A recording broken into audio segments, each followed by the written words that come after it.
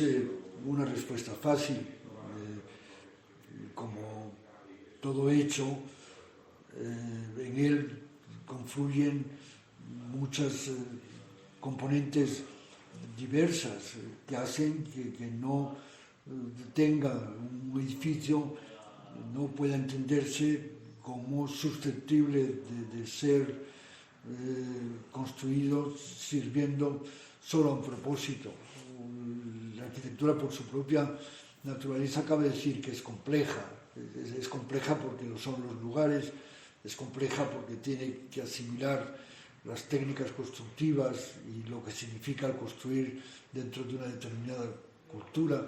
Es compleja porque detrás está gravitando todo un conocimiento acerca de lo que sea la construcción, que también está presente en el acto concreto de construir en un determinado momento. Es compleja porque hay también un contacto con que en último término va a usar la arquitectura, que tiene que apropiarse de él. En realidad, de todo esfuerzo por simplificar es excesivamente la arquitectura está llamado al fracaso porque, como le estaba diciendo, la arquitectura tiene que aceptar como un dato de partida su propia complejidad. Bueno, es difícil decirlo. Naturalmente que construir implica en sí mismo la técnica, y que dentro de la técnica está ya presente todo lo que una determinada sociedad es en un determinado momento. Pero es también verdad que hasta ahora lo que nos permite ver el mundo de lo que la humanidad ha construido a lo largo de siglos es que construir ha supuesto servir a un determinado mundo formal, y construir implica reconocer esa disciplina en la que la racionalidad se mezcla con la expresión, sea de lo que son los afanes de una cultura, sea en momentos más avanzados de la historia, lo que es la expresión individual del arquitecto. El futuro de la arquitectura, hasta ahora, la arquitectura ha estado íntimamente ligada a las técnicas. Durante mucho tiempo ha parecido que la arquitectura era la invención de las convenciones que permiten construir. Ser arquitecto era pensar de qué modo manejar los elementos técnicos y los medios de construcción que le ofrecía una determinada cultura para inventar ese mundo formal en que terminaba constituyéndose un edificio. De ahí que la construcción y la invención de la forma estuviesen íntimamente unidos. Cada vez más, en el mundo que parece que viene, construir es algo que puede producirse con independencia del uso más razonable de los elementos. Más y más la arquitectura se produce sin tener que depender y sin tener que integrar y contar con la construcción. De ahí que sea difícil prever y adelantar lo que la arquitectura va a ser en el futuro. A mí me gustaría que la arquitectura en el futuro tuviera muy presente un legado que hemos recibido en lo que es la configuración, sea de todo el paisaje en el que vivimos, sea de las ciudades, y que no prescindamos y no, despilfarremos la riqueza inmensa que hay en lo que ya está construido, que se utilice como base y fundamento de la arquitectura que viene, pero que no pensamos que solo porque algo puede ser construido ya merece ser construido. No renunciar a esta razón que siempre ha estado presente en la historia de la arquitectura me parece que sería algo deseable para la arquitectura futura.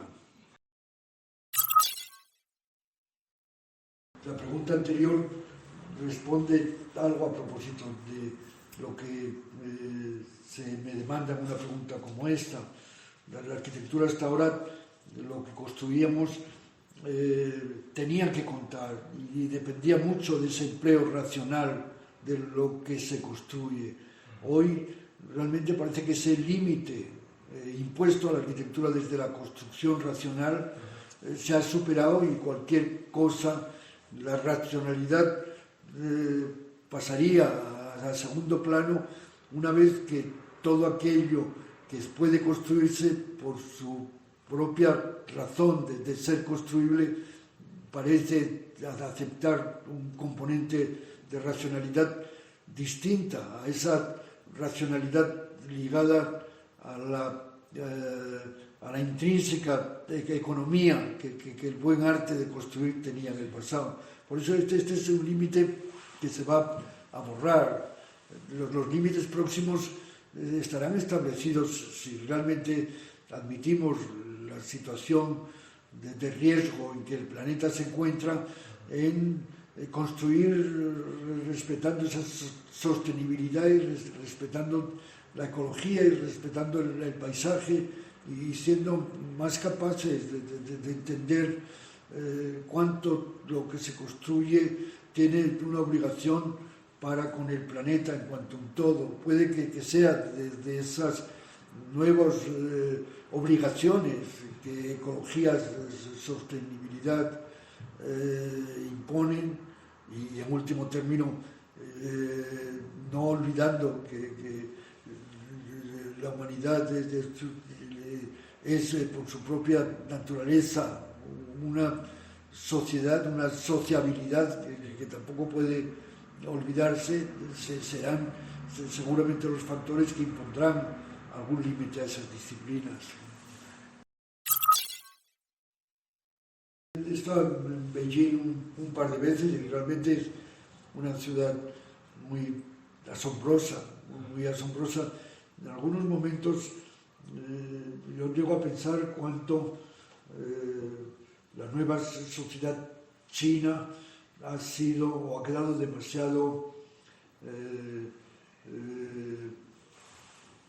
cautiva por la admiración que la sociedad occidental producía. O sea, en cierto modo, a mí me hubiera gustado encontrar un Beijing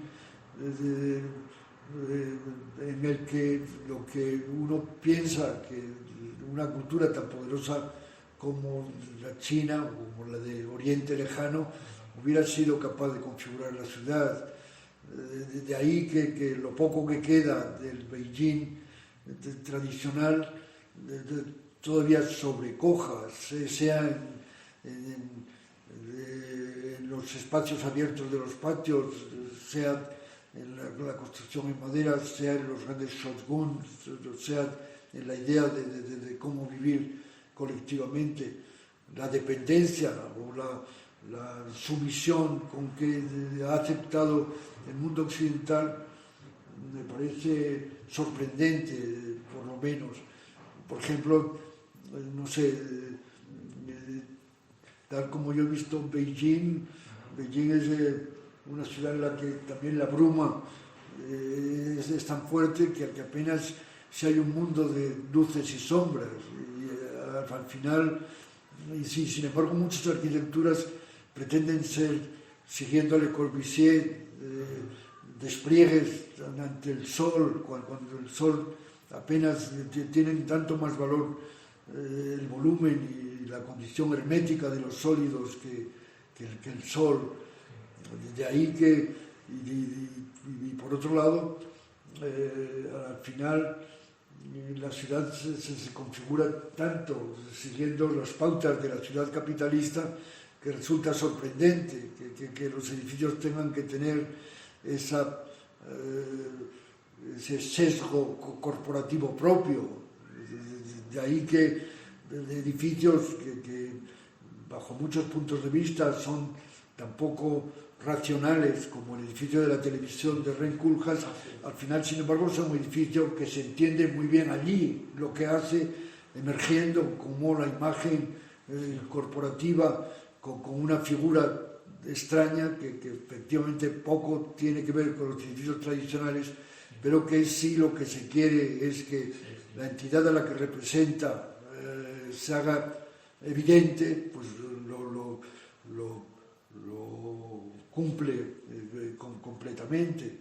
De ahí que sea un edificio que me parece que Koolhaas entendió muy bien lo que tenía que hacer en una ciudad como la China moderna, vamos, como el Beijing moderno, pero bueno, una ciudad realmente asombrosa. No sé, una bienal, hay que entender lo que las bienales son. Las bienales son, y le hablo por la Bienal de Venecia, por ejemplo, lugares de encuentro que da lugar a que los colegas se vean, a que haya foros de discusión, a que haya... Bueno, puede decirse que una bienal, digamos, define las coordenadas culturales en un determinado momento. O sea, visto retrospectivamente lo que han sido algunas de las bienales o trienales en la tradición de este tipo de ferias que tienen su modelo en algunos de estos instituciones occidentales, tienen ese valor de ser hoy hitos o testigos en la historia de lo que era un determinado.